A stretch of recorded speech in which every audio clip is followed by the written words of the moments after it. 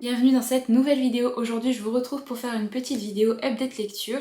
Alors exceptionnellement elle sera un petit peu coupée en deux puisque là j'ai 4 lectures à vous présenter et en fait je suis en train d'en lire 2 en même temps, donc je reviendrai plus tard pour vous donner mon avis sur les 2 lectures que j'ai en cours, puisque comme c'est des lectures, notamment une qui est assez grosse, ça va me prendre plusieurs jours de lecture, j'avais bien envie de venir vous donner mon avis sur ces 4 premières lectures tant que c'est encore bien frais dans ma tête, et donc on verra plus tard pour les 2 autres lectures que j'ai en cours. Et donc là aujourd'hui j'ai une suite de séries à vous présenter, un one shot, un titre que j'ai lu en anglais et un titre que j'ai d'INF.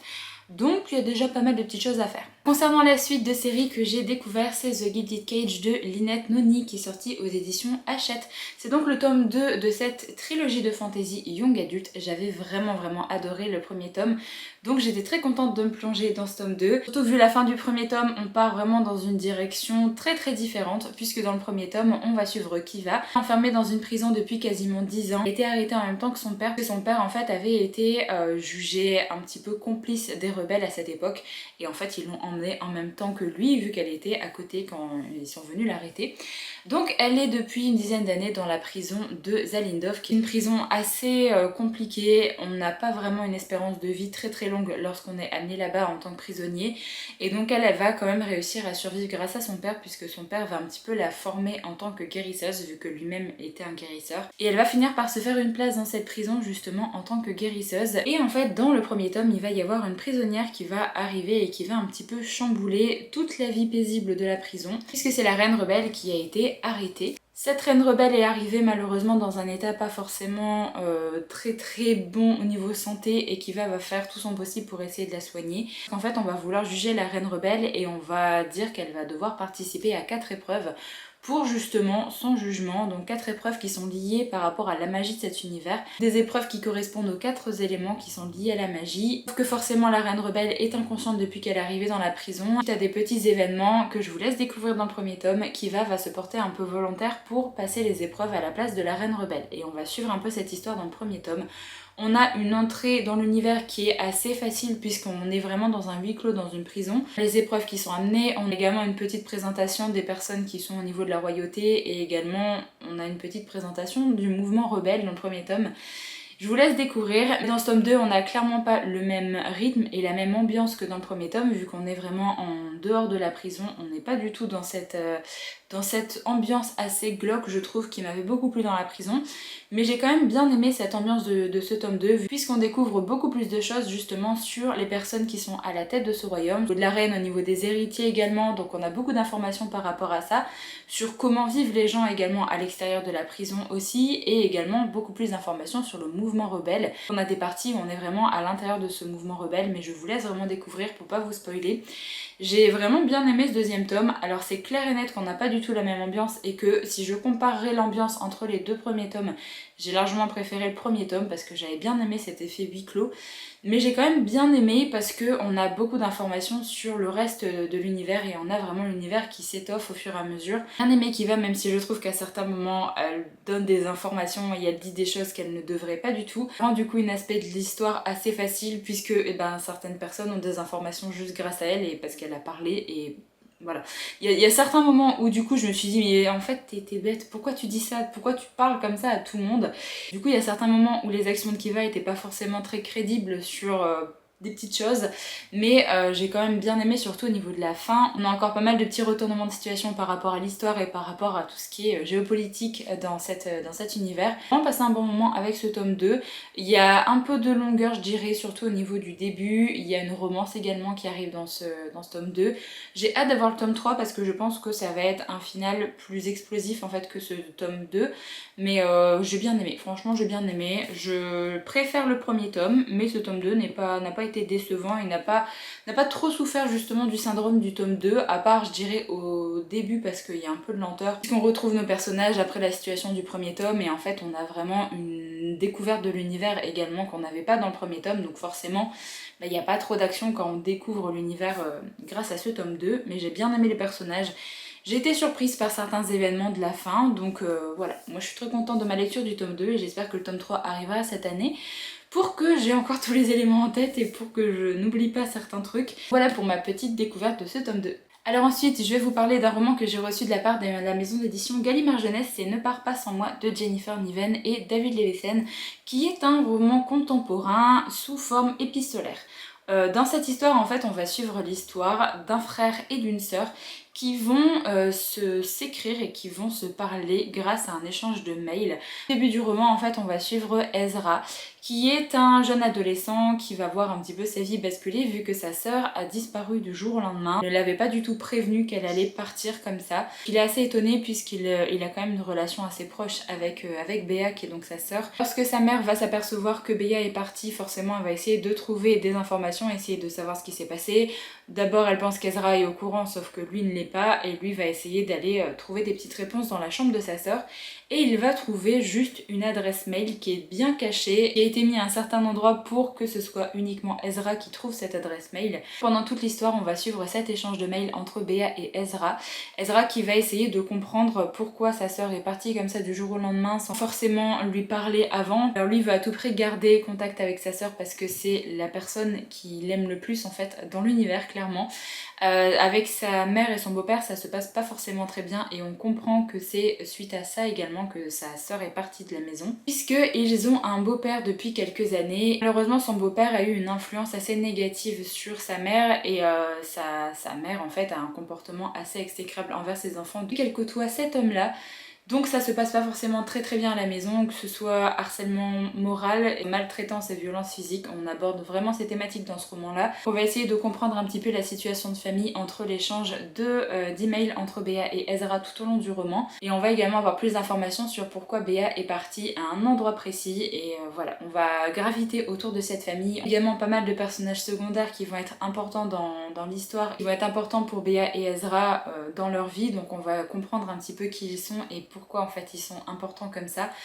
Et j'ai vraiment bien aimé. C'était une lecture assez touchante et j'ai beaucoup aimé la relation qu'entretient Béa et Ezra. Et même si là ils ont une relation qui va être une relation à distance, j'ai vraiment beaucoup aimé parce que on voit en fait qu'ils ont toujours été là l'un pour l'autre et qu'ils se soutiennent et qu'ils ont vécu vraiment des moments pas faciles. Au fur et à mesure, on apprend beaucoup plus de choses sur leur famille et on a également plus d'informations sur leur part biologique. Donc voilà, je vous en dis pas plus parce qu'en soi ça reste une histoire contemporaine. Le roman est pas très long, en plus il fait 300 pages. J'ai vraiment beaucoup aimé ma lecture, j'ai trouvé que c'était très touchant. J'ai trouvé que le style d'écriture de David Levithan et Jennifer Niven faisait très bien passer les émotions. J'ai beaucoup aimé les personnages. Des personnages secondaires également qui sont très attachants, même si certains sont pas forcément dépeints d'une très bonne façon avec juste la vision de Béa et Ezra. Mais il y a certains personnages secondaires qui ont quand même une importance dans la vie de nos deux personnages et on découvre ça au fur et à mesure. J'ai beaucoup aimé. Franchement, je peux pas vous dire davantage de choses parce qu'on a vraiment des petits retournements de situation, on va dire, par rapport aux révélations de la famille. Donc je vous laisse découvrir ça, mais après sachez qu'il y a quand même des thématiques importantes qui sont abordées. Vraiment la thématique de la maltraitance, de la violence familiale, voilà, tout ce genre de choses c'est abordé dans le roman et il y a d'ailleurs des numéros en fait de ressources à la fin que Gallimard a mis et je trouve ça assez chouette pour tout ce qui concerne le harcèlement et tout ce qui concerne la violence au domicile. Donc n'hésitez pas à découvrir ce roman si jamais vous aimez la plume des deux auteurs, vous retrouvez justement les émotions qu'ils arrivent à faire passer avec leurs écrits. Donc je suis très contente parce que moi, Jennifer Niven et David Levithan, c'est deux auteurs que j'adore. Donc je suis très contente qu'ils aient coécrit un roman, c'était vraiment très touchant. Je suis très contente d'avoir découvert l'histoire et la relation de famille de Ezra et Béa. Alors ensuite j'ai lu un petit titre en VO que j'avais débuté en début d'année et comme j'avais très envie de lire de l'imaginaire, je l'avais mis de côté et j'étais pas retournée depuis. Là je me suis dit c'est un titre quand même qui fait très estival, en plus de ça je l'avais mis dans ma palle d'été justement pour me motiver à sortir ce roman. Donc j'ai repris ma lecture de Book Lovers de Emily Henry qui est sortie aux éditions Penguin pour moi. Alors c'est un de ces romans qui n'a pas été traduit en français pour l'instant mais je pense que ça va l'être puisque il y a comme dans un roman d'été et People We Meet on Vacation qui a été traduit, donc il y a déjà deux de ces romans qui ont été traduits. Là il y a celui-là et le tout dernier qui est sorti, Happy Place, qui n'est pas encore traduit. Donc je pense que les deux vont l'être assez rapidement, peut-être celui-là avant Happy Place. je pense, vu qu'il est un peu plus vieux. Dans cette histoire, on va suivre la vie de Nora. Nora qui est une agent littéraire qui travaille plus précisément avec les auteurs et qui va chercher la maison d'édition adaptée aux manuscrits de tel ou tel auteur avec lesquels elle travaille. Un métier qu'elle aime bien faire parce qu'elle aime bien être au contact des auteurs et elle aime bien également trouver la maison d'édition qui sera parfaite pour le manuscrit qu'elle va proposer. Et on va également suivre Charlie qui lui est un éditeur qui travaille dans une maison d'édition. Vous vous en doutez, Nora et Charlie se sont rencontrés et notamment pour le travail là, ils se sont rencontrés puisque Nora avait proposé un manuscrit à Charlie pour le faire publier. Et Charlie en fait a juste dit non, a dit que de toute façon ça allait pas se vendre, que ça, voilà, ce titre ne méritait pas d'être publié. Il avait vraiment descendu le roman. Nora avait vraiment très mal pris les commentaires qu'il avait pu faire sur ce manuscrit. Donc elle n'a pas forcément Charlie en très bonne estime depuis ce moment-là.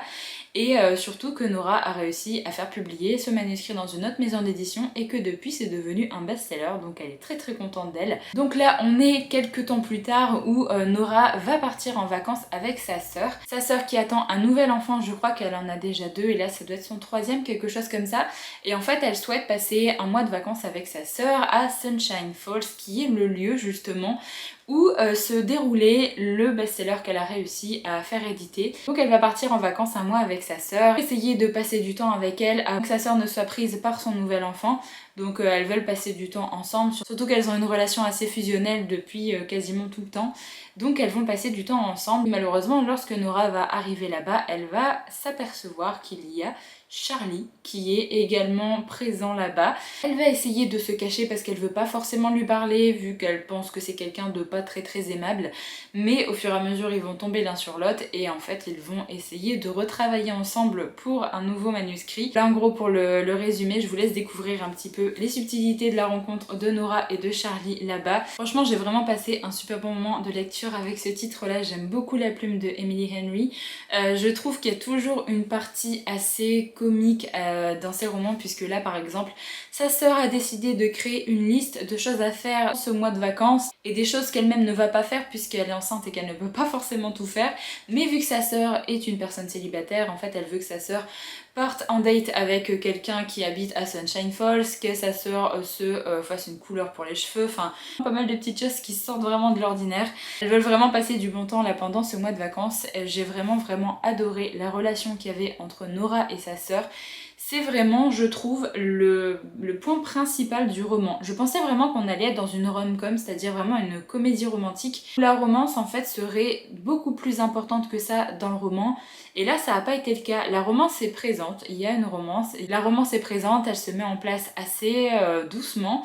Mais vraiment, la chose la plus importante dans le roman, c'est la relation entre Nora et sa sœur, de pourquoi sa sœur a décidé de prendre un mois de vacances là, de partir sans ses enfants, de partir sans son mari, de partir à Sunshine Falls, on ne sait pas trop pourquoi. Et on découvre pas mal de choses sur justement la vie de sa sœur et sur ce qu'elle souhaite également pour le futur. Et la relation entre Nora et sa sœur était tellement, mais tellement belle. J'ai vraiment adoré. On a beaucoup d'informations également sur leur passé, sur pourquoi en fait elles sont aussi proches et comment elles ont vécu avec leur mère. J'ai vraiment beaucoup aimé cet aspect-là. Je pensais vraiment que la romance serait beaucoup plus prioritaire par rapport à ce qu'elle n'a été ici.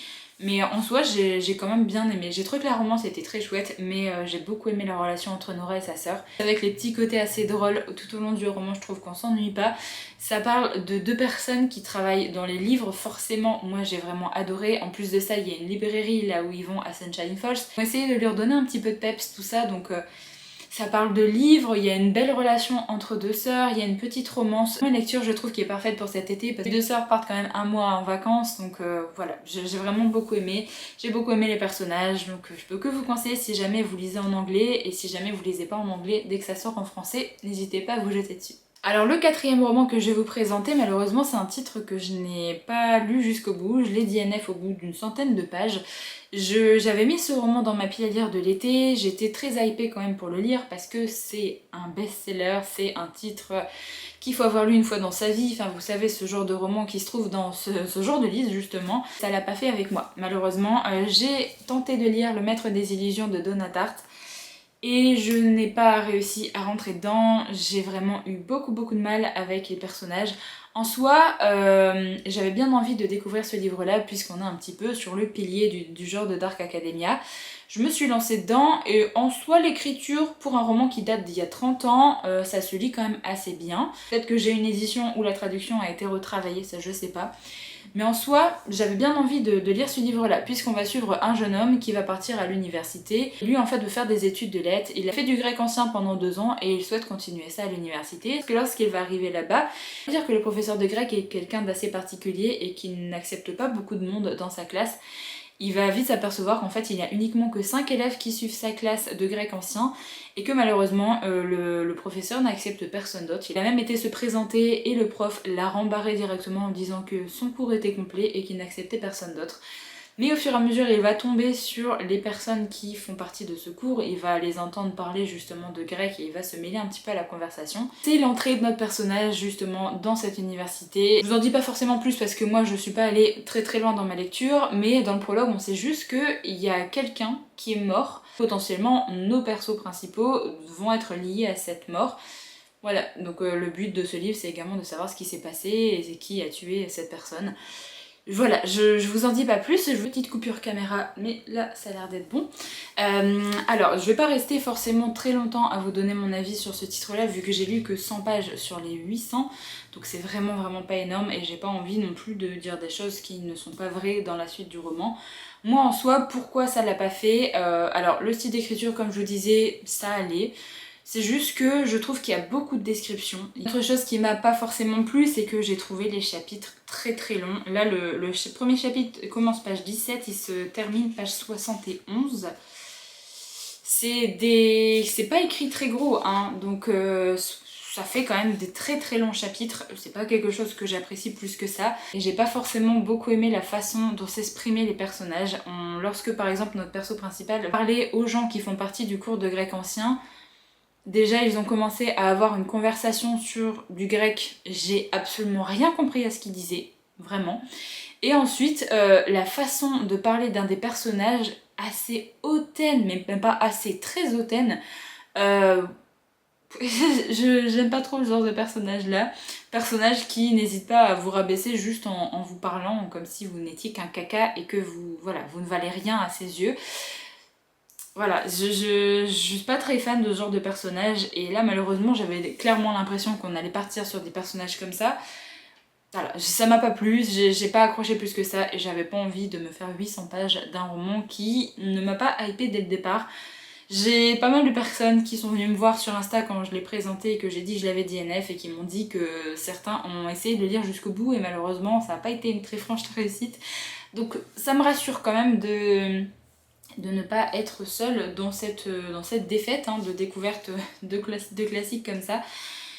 Voilà, c'était pas pour moi, je sais qu'il y a beaucoup de personnes qui ont aimé, peut-être qu'il y a des personnes qui vont trouver que je suis nulle parce que je n'ai pas aimé ce livre-là, mais en soi je m'en fiche parce que c'est juste mon avis, j'ai le droit de pas aimer, de pas accrocher.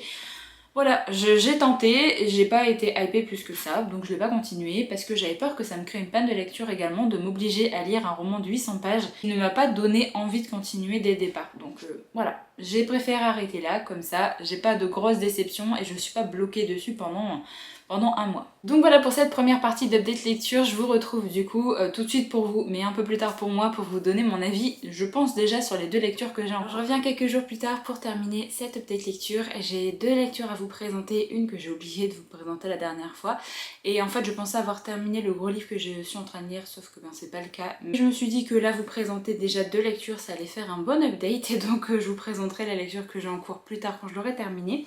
Alors la dernière fois j'ai oublié de vous dire que j'ai découvert un titre en version audio qui est Tant que le café est encore chaud de Toshikazu Kawaguchi qui était sorti chez Albin Michel et il y a d'ailleurs le premier tome qui est sorti en poche. Il me semble que le tome 2 est sorti en grand format depuis. Une petite série de 3 tomes où en fait on est dans la ville de Tokyo et on va suivre un café qui apparemment est un lieu assez magique, un lieu où il y a pas mal de légendes sur cet endroit. Puisqu'aller s'asseoir dans ce café nous permettrait de remonter le temps et de faire un petit voyage dans le passé.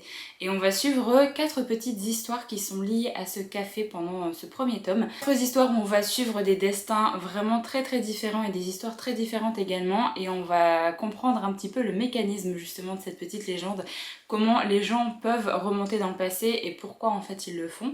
Donc en fait on va suivre un petit peu l'ambiance du café dans cette petite ruelle de Tokyo, et on va également avoir 4 petites histoires dans ce premier tome qui vont nous être racontées. On va passer un super bon moment de lecture avec ce titre là. Je crois que c'est le premier vrai roman japonais que je lis. Tout ce qui est manga et compagnie, ça c'est clair que j'adore, mais vraiment en auteur japonais je crois que c'est le premier titre que je découvre. Et j'ai pas été déçue par rapport à ce que j'en attendais. Je me faisais une petite idée de ce genre de lecture et j'ai clairement eu ce que je voulais en soi. On a vraiment les petites histoires. Alors c'est un roman qui est très court. On découvre 4 histoires qui vont assez vite en soi.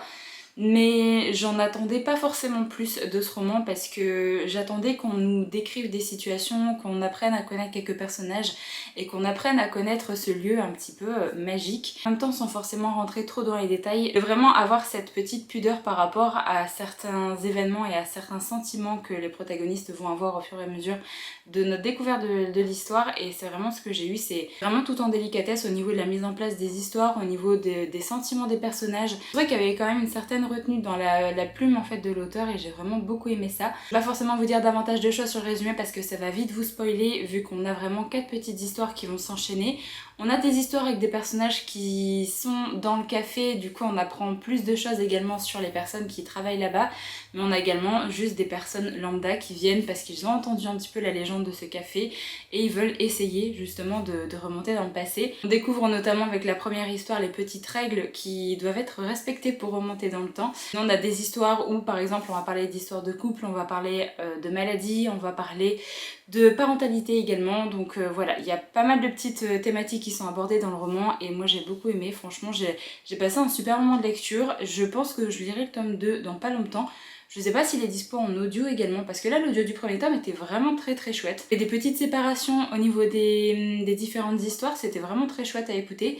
Je sais pas si le tome 2 est dispo mais je regarderai ça, sinon c'est pas grave, j'essaierai de me le prendre en numérique pour le lire dans pas longtemps.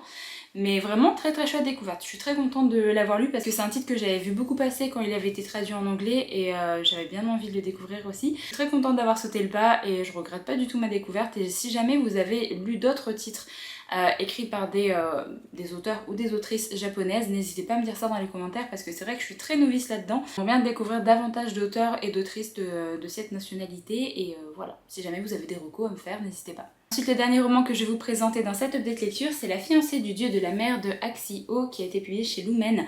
On reste également dans cette ambiance asiatique, mais ici on part plus au niveau d'une réécriture un peu d'un conte coréen et plus dans de la fantasy, pas du tout comme du contemporain avec un petit aspect fantastique comme le titre d'avant. J'ai passé un super bon moment de lecture avec cette histoire aussi, c'était très chouette. Pareil, j'en attendais pas forcément grand chose, mais je voulais juste que ça me transporte, que l'ambiance comme ça soit très immersive.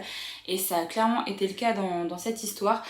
Dans cette histoire, on va suivre Mina qui va suivre un petit peu son frère un beau jour puisque son frère va aller voir sa bien-aimée qui va être sacrifiée au nom de la communauté. Que dans cet univers, il faut faire un sacrifice au dieu de la mer pour essayer d'apaiser un petit peu ses colères et pour qu'il laisse les personnes de la surface tranquilles. Au niveau tempête, au niveau de la mer pour tout ce qui est pêche et compagnie. Donc il y a une promise qui est envoyée dans l'eau pour aller se fiancer au dieu de la mer pour essayer d'apaiser un petit peu celui-ci. Donc là il y a la petite bien-aimée de June qui a été sélectionnée pour être envoyée justement dans la mer et pour aller se fiancée au dieu de la mer. Sauf que Mina voit à quel point ça détruit son frère de voir sa bien-aimée être choisie comme ça et elle va finir par se porter volontaire pour libérer la malheureuse et prendre sa place. Donc elle va se retrouver propulsée dans la mer et elle va rejoindre ce qu'on appelle le royaume des esprits qui est vraiment tout au fond de la mer. À partir de ce moment-là, elle va vite découvrir la réalité et elle va vite découvrir que ces idées qu'elle se faisait du dieu de la mer et des autres divinités qui sont présentes dans le royaume des esprits, il n'y a pas grand chose de vrai et elle va essayer de comprendre un petit peu le fonctionnement de cet endroit. Elle va découvrir des personnes qu'elle connaissait également et elle va découvrir également une personne qui est là pour protéger le dieu de la mer, qui va finir par être assez proche d'elle et qui va un petit peu être son protecteur pour le temps qu'elle va passer ici. Elle va essayer tant bien que mal d'aider le dieu de la mer puisqu'elle s'aperçoit qu'il est assez bizarre, on dirait qu'il est pris d'une malédiction et elle va essayer de découvrir un petit peu pourquoi. pour essayer de l'aider et faire en sorte que son peuple qui est resté à la surface puisse vivre des jours paisibles, sans forcément subir toutes les tempêtes et tout ce que le dieu de la mer peut faire à la surface. Donc elle va essayer de découvrir pas mal de choses, elle va également essayer de sauver sa peau, puisque si elle reste longtemps dans le royaume des esprits, elle peut perdre son âme et devenir elle-même un esprit, donc elle va essayer de se dépatouiller un peu de tout ça. Et je vous en dis pas plus au niveau du résumé parce que en soi, c'est vraiment cette histoire qui va être un peu brodée. On a vraiment une très chouette ambiance et une très chouette atmosphère qui est amenée dans le roman. C'est vraiment ce que j'ai préféré dans le roman parce que c'est très immersif, je trouve que ça nous emporte, ça nous fait voyager directement dans ce royaume des esprits. J'ai beaucoup aimé également découvrir les divinités qui sont présentes dans ce royaume. Il y a une petite romance qui se met en place, mais elle est tellement... Elle est pas vraiment très présente, c'est vraiment très secondaire, mais elle est douce, elle est très cute, c'était vraiment trop chouette. Vraiment, j'ai beaucoup aimé cette romance. J'aurais bien aimé qu'elle soit un peu plus développée, mais après ça reste un one shot, donc forcément, on fait avec ce qu'on a. J'ai beaucoup aimé l'héroïne parce qu'elle est assez forte, elle pense beaucoup aux autres. Et en même temps elle est assez réfléchie aussi, donc j'ai vraiment beaucoup aimé son caractère et j'ai bien aimé l'histoire. En soi faut pas s'attendre à beaucoup de péripéties, c'est quand même un roman qui est assez lent, assez contemplatif, mais je trouve que l'atmosphère et l'ambiance fait énormément et je me suis pas du tout ennuyée dans ma lecture de ce roman. Après il est pas très long, il fait 400 pages et je trouve que c'est la taille parfaite pour ne pas s'ennuyer parce qu'on a quand même quelques péripéties à la fin, ça s'accélère un petit peu, il y a des choses qui se passent. Ça c'est quand même la découverte de ce royaume, la découverte des personnages, la découverte également de quelques petites histoires que l'héroïne va raconter au fur et à mesure de son voyage justement dans le royaume des esprits. J'ai beaucoup aimé les personnages, il y en a pas forcément beaucoup, mais je trouve qu'ils sont très attachants. Donc voilà, c'était vraiment très chouette, j'ai passé un bon moment avec cette lecture et j'aimerais beaucoup découvrir d'autres titres qui sont issus un petit peu de contes asiatiques comme ça, parce que pareil, je ne connaissais pas du tout, apparemment c'est tiré d'un conte coréen, mais je ne le connais pas du tout. Donc je suis très contente de l'avoir découvert, en plus la couverture est magnifique, l'objet livre est magnifique, l'histoire était très belle, donc voilà, j'ai rien de plus à demander. Donc voilà, j'en ai terminé avec cette vidéo update lecture, j'espère qu'elle vous a plu et vous a peut-être permis de découvrir certains titres. N'hésitez pas comme d'habitude à me donner votre avis si jamais vous avez lu un des romans que j'ai présenté dans la vidéo. Je vous remercie du coup d'avoir regardé la vidéo jusqu'au bout, je vous retrouve très bientôt dans une prochaine, donc en attendant, prenez soin de vous.